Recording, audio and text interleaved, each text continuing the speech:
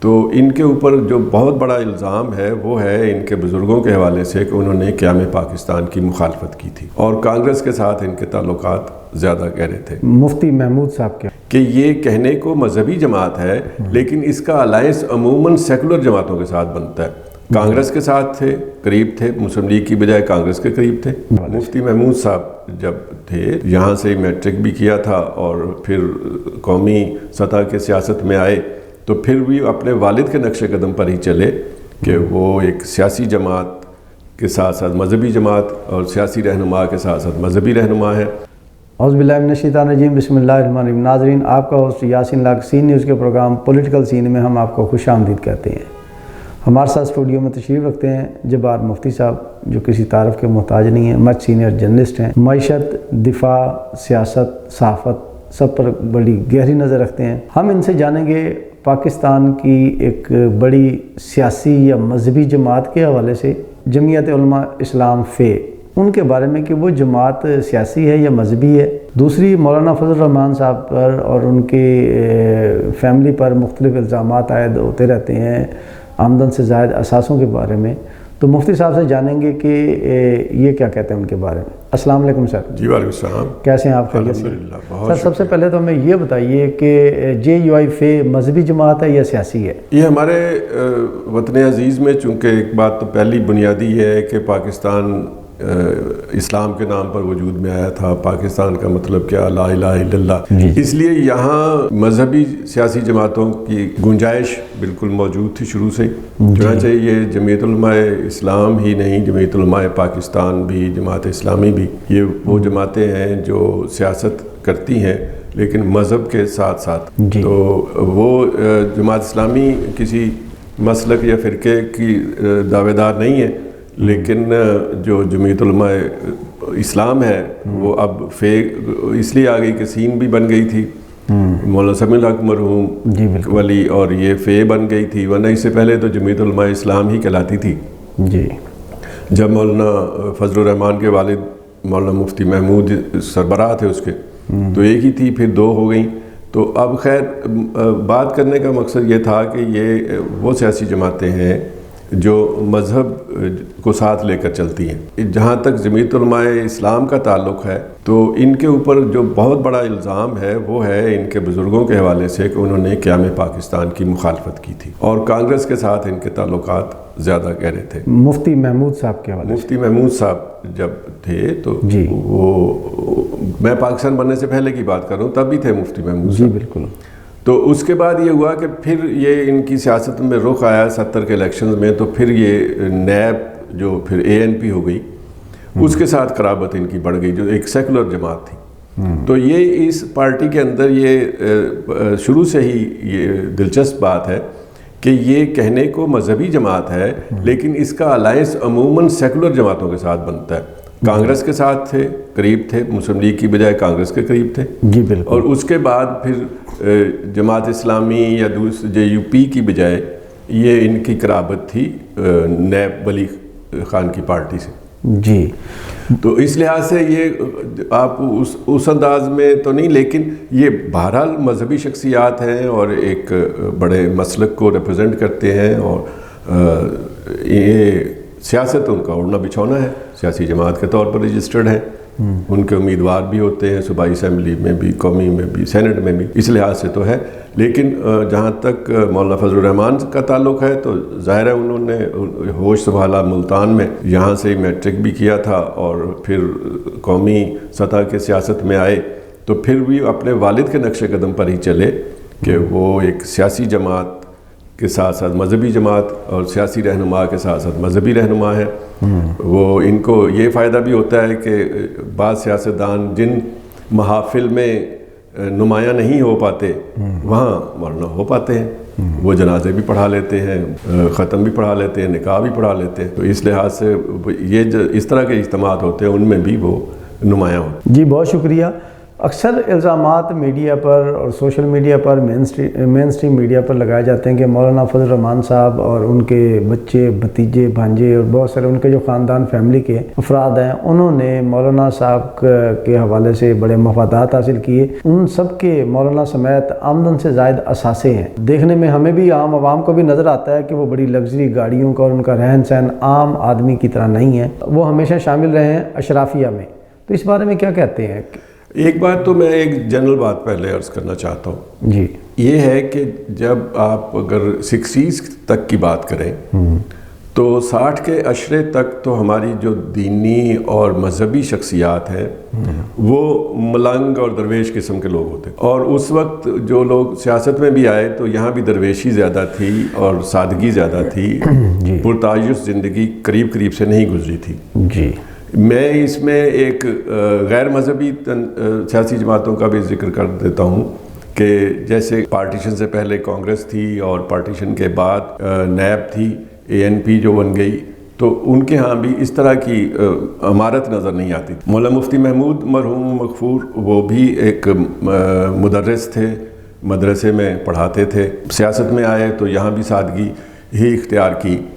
لیکن جو 60 کے بعد جو دور آیا ہے تو عالمی معیشت کے حوالے سے اس میں جو پاکستان اور پاکستان میں اس کے اثرات اس کو آپ دیکھیں تو پھر ایک سیاست میں ایک نیا دور آیا جس میں چکا چوند تھی. جو مذہبی جماعتیں سیاست بھی کرتی تھیں ان کے ہاں بھی یہ کلچر چینج ہوا. اور جو مولانا فضل الرحمان جن کا آپ ذکر فرما رہے ہیں تو وہ جو ایک عام سی گاڑی بھی شاید تصور نہیں تھا تو اب لگژری گاڑیاں ہیں. تو اصل میں لوگوں کی میں جو سمجھتا ہوں وہ یہ ہے کہ لوگوں کی اب انویسٹمنٹ سیاست میں زیادہ ہو گئی ہے.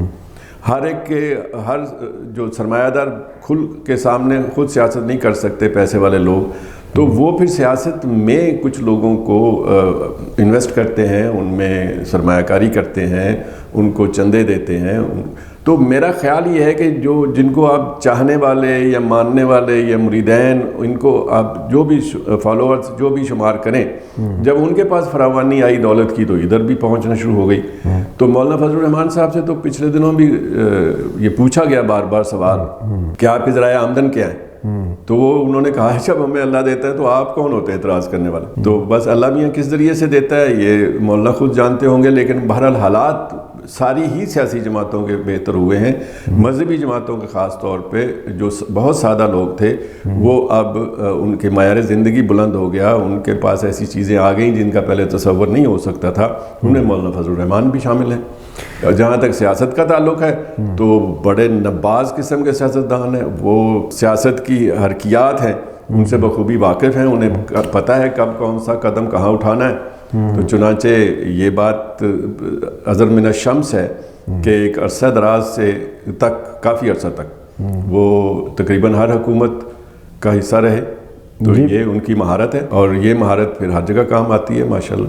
JUI 1988 سے لے کر 2018 تک ہر آنے والے دور حکومت میں, چاہے وہ نون لیگ کا ہو, پیپلز پارٹی کا ہو یا افواج کا دور آیا, وہ JUI کی ان کی اتحادی جماعت رہی, ہر آنے والی حکومت کی اتحادی جماعت رہی اور حکومت کا حصہ رہی. اس کے باوجود پاکستان میں جو دیکھنے میں آیا ہے, دو ایسی شخصیات ہیں جو عسکری اداروں سے منسلک شخصیات کو سر عام میڈیا پر دھمکیاں دیتے ہوئے نظر آئی ہیں. وہ آصف علی زرداری صاحب اور مولانا فضل الرحمان صاحب اکثر و بیشتر مختلف موقعوں پر اداروں کی شخصیات کو دھمکاتے ہوئے نظر آئے ہیں. تو ایسی کون سی گدڑ سنگھی ہے؟ ہر گورنمنٹ میں ایڈجسٹ رہے, فوج کے ساتھ بھی ایڈجسٹ رہتے ہیں, ان کو دھمکاتے بھی ہیں اور آج تک ہمارے اداروں نے ان کے خلاف کوئی ایسا ایکشن بھی نہیں کیا یا ان کی زبان بندی بھی نہیں کروا سکے.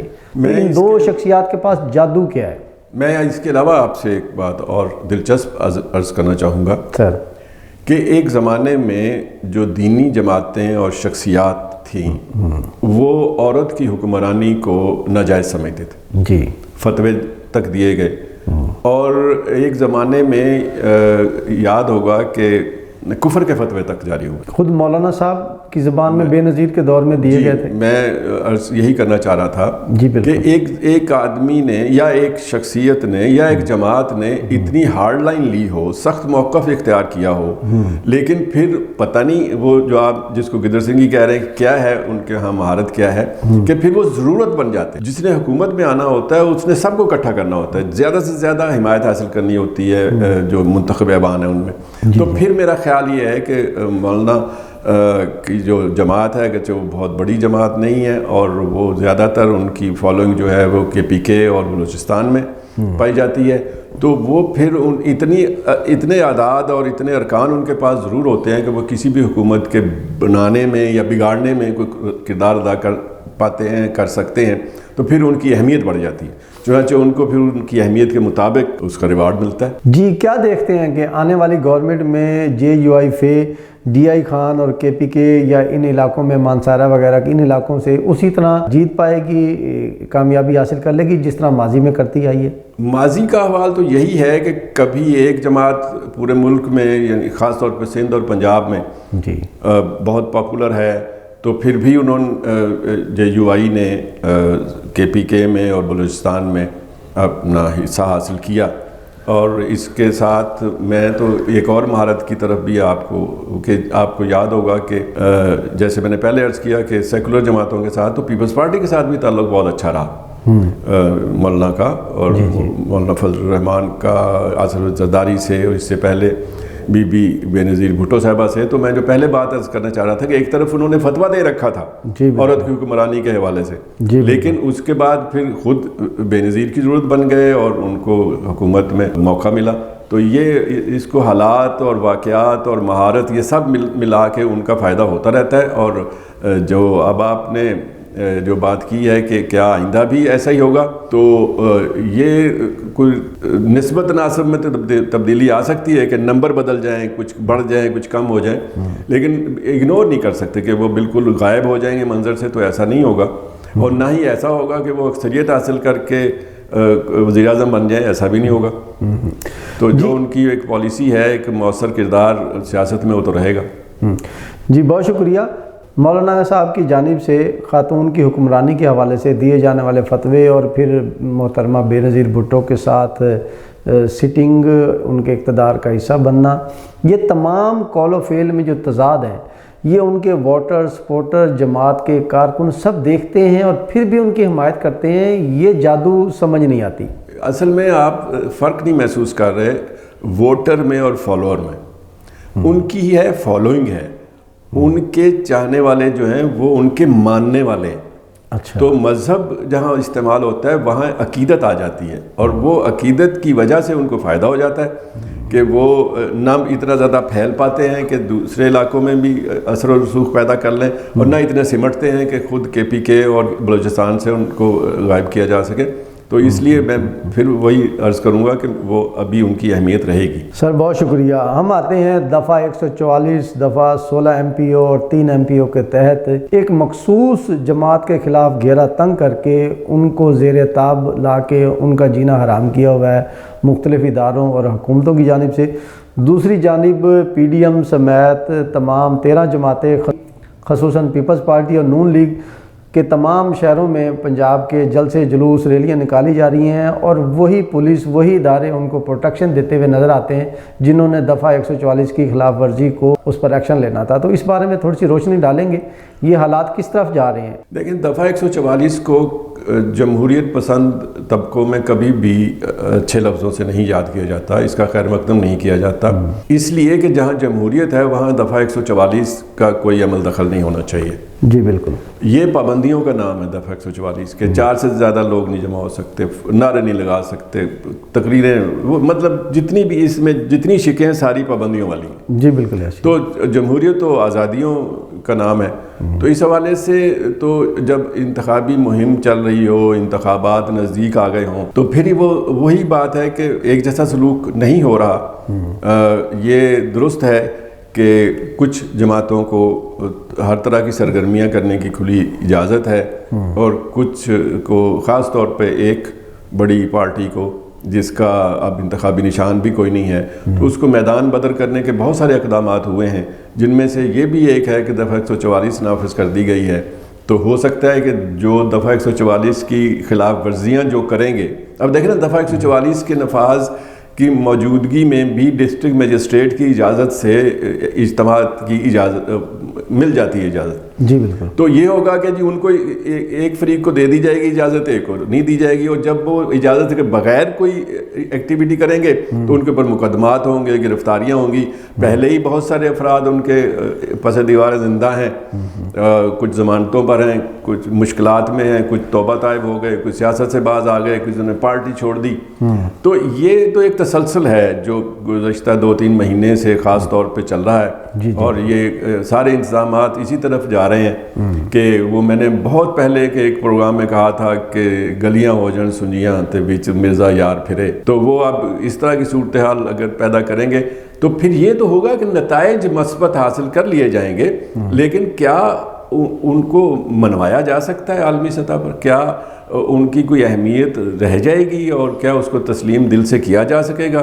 اور میں تو بلکہ یہ تک کہنے کے لیے تیار ہوں کہ یہ پھر انتخابات کے نام پر ایک کھیل تو چل رہا ہے، لیکن یہ اصل میں جمہوری انتخابات نہیں ہونے جا رہے۔ جی بہت شکریہ۔ جیسا کہ آپ نے بتایا کہ دفعہ 144 کے تحت ڈی سی او سے اجازت لے کر جلسے جلوس کرنے چاہیں گے، اسی طرح پنجاب میں دفعہ 144 اسلام آباد میں پولیس کی چھٹیاں منسوخ کر دی گئی ہیں۔ جب سے پی ٹی آئی نے اعلان کیا ہے جلسے جلوس اور پراپر الیکشن مہم کرنے کا، اس وقت سے یہ تمام پابندیاں جو ہیں وہ شروع ہو چکی ہیں۔ تو کیا سمجھتے ہیں کہ یہ عوام میں جو اداروں کی رسپیکٹ ہے کہ ایک مخصوص جماعت کو آپ نے دیوار سے لگانا ہے، باقیوں کو آزاد چھوڑنا ہے، تو اداروں کی رسپیکٹ عوام کی نظر میں یا قانون کی رسپیکٹ رہے گی یا کم ہوگی؟ اس میں ایک چیز جہاں تک عسکری اداروں میں یا پولیس میں چھٹیاں بند کرنے کی بات ہے تو یہ معمول کی کارروائی ہے۔ جب بھی انتخابات ہو یا کوئی ہنگامی صورت ہو تو چھٹیاں منسوخ ہوتی رہتی ہیں، یہ کوئی ایسی اچنبے کی بات نہیں تھی۔ لیکن جو دوسرا پہلو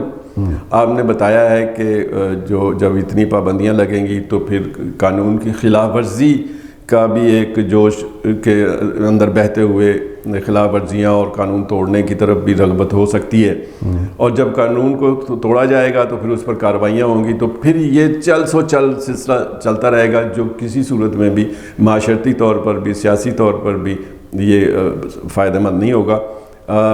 جمہوریت جیسے پہلے عرض کیا ہے کہ اگر مسائل کا حل جمہوریت ہے تو جمہوریت میں تو پھر آزادیاں ہونی چاہیے، بات کرنے کی آزادی، اجتماع کی آزادی، جلوس کی آزادی، تو یہ آزادیاں ہوں گی تبھی ایک آزادانہ انتخابات کا نقشہ سامنے آئے گا، ورنہ تو پھر حکومت کے مخالفین جو ہیں وہ جو الزامات لگا رہے ہیں پھر وہ درست ثابت ہوں گے۔ اور جہاں تک آپ نے خدشے کا اظہار کیا ہے، اگرچہ وہ بڑے دور کی کوڑی ہے، ہمارے ہاں ماحول ایسا ہے نہیں کہ یہاں کوئی اس طرح کی انقلابی، لیکن دنیا میں جتنی انقلابی تحریکیں ہیں ان کی بھی کوئی نہ کوئی وجہ بنتی ہے تو شروع ہوتی ہیں۔ جی بالکل، ایسا ایسا نہیں ہوتا کہ جی وہ چلتی چلی جائیں اور اگر نہیں چل رہی تو سمجھ لیا جائے کہ کبھی نہیں چلے گی۔ آپ کے میں اطلاع کے لیے، اگرچہ ہمارا معاشرہ اس طرح کا ہے نہیں، ایران کے اندر جب شاہ ایران کی 200 سال کی شہنشاہیت چل رہی تھی تو اس کے اندر صرف ایک واقعہ ہوا تھا کہ خواتین نے جلوس نکالا اور وہ عادت کے مطابق اس پر تشدد ہوا، اس پہ گولی چل گئی۔ اس کے بعد جو تحریک چلی ہے تو پھر وہ آقا خمینی جو 15 سال سے جلا وطن تھے اور ان کی قیادت اس انداز میں نہیں نظر آ رہی تھی، تو پھر وہی آئے اور انقلاب لے آئے اور بادشاہت تک وہاں سے نیست و نابود ہو گئی، ختم ہو گئی۔ تو یہ میں نہ دعا کرتا ہوں نہ میرا خواہش ہے کہ اس طرح کا انقلاب یہاں پاکستان میں آئے، جی بالکل، لیکن ہمیں لوگوں کو اس وہاں تک پہنچانا نہیں چاہیے کہ جس کو کہتے ہیں نا تانگ آمد بجانگ آمد، اس نہج تک وہاں تک نہیں جانے دینا چاہیے۔ مسائل کا حل پہلے ہی چیخ نکلنے سے پہلے، نعرہ بلند ہونے سے پہلے مسئلہ حل ہو جائے تو وہی اچھا ہوتا ہے۔ جی بہت شکریہ۔ ایک طرف پی ڈی ایم گورنمنٹ نے پیٹرولیم، بجلی، گیسز کی قیمتیں میں بے تحاشا اضافہ کیا، عوام کی دسترس سے باہر کر دی، دوسری طرف جیسے ہی انتخابات الیکشن کا دور آیا، بلاول بھٹو زرداری نے عوام کے لیے 300 یونٹ بجلی مفت دینے کا اعلان کیا ہے، جبکہ مریم نواز نے 200 یونٹ بجلی مفت دینے کا اعلان کیا ہے. سر کس طرح دیکھتے ہیں کہ اگر نون لیگ پیپلز پارٹی دونوں میں سے الگ الگ حکومتیں بن گئیں، چاہے دونوں میں سے کسی کی حکومت بنی، تو کیا مفت بجلی دے پائیں گی؟ یا دونوں کی حکومت بن جائے تب بھی عوام کو 300 یونٹ یا 200 یونٹ تک بجلی مفت دے پائیں گی؟ نہیں دے پائیں گی. تو یہ مذائقہ خیز بیانات دنیا بھر میں جگ ہنسائی کا باعث بنتے ہیں. تو اس بارے میں تھوڑا سا کچھ روشنی ڈالیں گے؟ اصل میں بر صغیر میں ہمارے ہمسایہ ملک میں ایک مثال ایسی قائم ہو گئی ہے. کیجریوال جو میئر بنے دلی بلدیہ کے، تو انہوں نے وہاں پر بلدیہ کے میئر جو ہیں وہ ان کو یہ اختیار ہے، انہوں نے مفت بجلی 300 یونٹ بجلی مفت دے دی. تو وہ اب ان کی پاپولیرٹی میں پھر اضافہ ہوا، پھر وہ پورے ایک بڑی پارٹی کے طور پر اوپر کا سامنے آنے کے امکانات پیدا ہو گئے. تو یہ جو پہلے ہم کسی زمانے میں 10-15 سال پہلے کہا کرتے تھے کہ میاں نواز شریف اور بے نظیر یہ بہن بھائی ہیں جی، یہ ٹرک پہ کٹھے چڑھ جائیں گے وقت آنے پر. اب ان کی اگلی نسلیں ہیں، بلاول ہیں اور ادھر سے مریم ہیں. تو یہ انہوں نے ایک شاید مقابلہ شروع کیا، انہوں نے 300 یونٹ کہہ دیا، انہوں نے 200 یونٹ کہہ دیا. حالانکہ ہماری معیشت کا سارا انحصار جو ہے وہ IMF کے قرضوں پر ہے، ورلڈ بینک کے قرضوں پر ہے. جی بالکل. اور IMF کی شرائط کے مطابق ہمارا بجٹ بنتا ہے، IMF کی شرائط کے مطابق ہمارے یہاں چیزیں طے ہوتی ہیں. ٹیکسوں کی ریشو تک طے ان کی مرضی سے ہوتی ہے. تو ایسے میں مفت بجلی دینے کا تو سوال ہی پیدا نہیں ہوتا کہ IMF سے منظوری ملے اور یہ IMF کو ناراض کر کے کوئی اس طرح کا اقدام کر سکے. اس لیے یہ انتخابی نعرے ہیں، یہ بہن بھائی آپس میں مقابلہ بھی کر رہے ہیں. اور میں تو بلکہ یہ کہتا ہوں کہ یہ آپ نے کہا ہے نا کہ مسلم لیگ جیت گئی تو کیا کر سکے گی یا پیپلز پارٹی، تو یہ دونوں مل کر بھی اگر حکومت بنا لیں پھر بھی نہیں کر سکیں گے. یہ پریکٹیکل بات ہی نہیں ہے. یہ سستی کر لیں وہی غنیمت ہے، بوجھ تھوڑا سا کم کر دیں، مہنگائی کو کچھ کنٹرول کر لیں تو وہی بڑا ان کی مہربانی ہوگی، ان کی عنایت ہوگی. یہ اس طرح کے ڈھکوسلے، اس طرح کے وعدے نہ کریں جو پورا کرنے ممکن نہ ہو، کیونکہ بعد میں پھر شرمندگی ہوگی. اور شرمندگی سے جب شرمندگی ہوتی ہے تو پھر سیاست میں مقام بلند نہیں ہوتا، نیچے کو جاتے ہیں. جی ناظرین، ہماری دو پارٹیوں کے نو عمر سیاستدان، آنے والے ہم غلاموں کے قائدین بلاول بھٹو زرداری اور مریم نواز، عوام کو بھارتی طرز کی گورنمنٹ جو تھی انہوں نے عوام کو 300 یونٹ مفت دی، ان کی نقل کرتے ہوئے پاکستانی عوام کو لالی پاپ دے رہے ہیں، سہانے باغ دکھا رہے ہیں، جو کہ فیزیبل نہیں ہے، ممکن نہیں ہے کسی بھی طرح سے 300 یونٹ بجلی دینا. تو وہ کسی طرح پہلے بھارت کی طرز پہ ترقی کر کے دکھائیں پاکستان کو، پاکستان کا معاشی مورال اس لیول پر لے کے تو جائیں، بھارت کی طرح ایک مضبوط اکانومی بنا کر تو دکھائیں. پھر عوام کو مفت بجلی، مفت گیس کے نعرے اچھے لگتے ہیں. پہلے ہم سے بجلی، خوراک، پیٹرولیم مصنوعات دسترس چھین لی گئیں. آج وہی چیزیں ہمیں مفت دینے کی آڑ میں نعرے لگا کر ووٹ مانگنا چاہتے ہیں. تو ایسے شعبدہ بازوں اور مداریوں سے یقیناً عوام واقف ہو چکی ہے. امید ہے کہ محتاط رہیں گے اور اپنے ارد گرد نظر رکھتے ہوئے محب وطن پاکستانی لیڈروں کو، پاکستانی رہنماؤں، سیاستدانوں کو چنیں گے، انتخابات میں آگے لائیں گے تاکہ وہ پاکستان کو ترقی کی راہ پر گامزن کر سکیں. اس کے ساتھ ہی آج کے پروگرام کا وقت ختم ہوتا ہے. نیکسٹ پروگرام تک کے لیے ہم آپ سے اجازت چاہیں گے. پاکستان زندہ باد.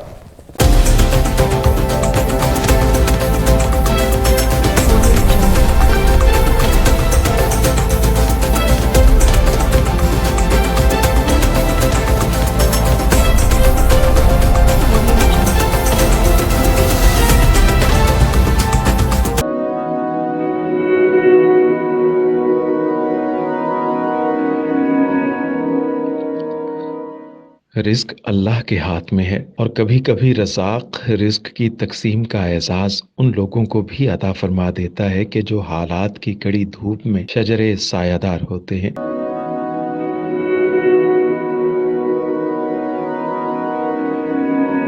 ملتان میں سلطان فاؤنڈیشن کی جانب سے مختلف مقامات پر سینکڑوں افراد کے لیے سلطان دسترخوان سجایا جاتا ہے.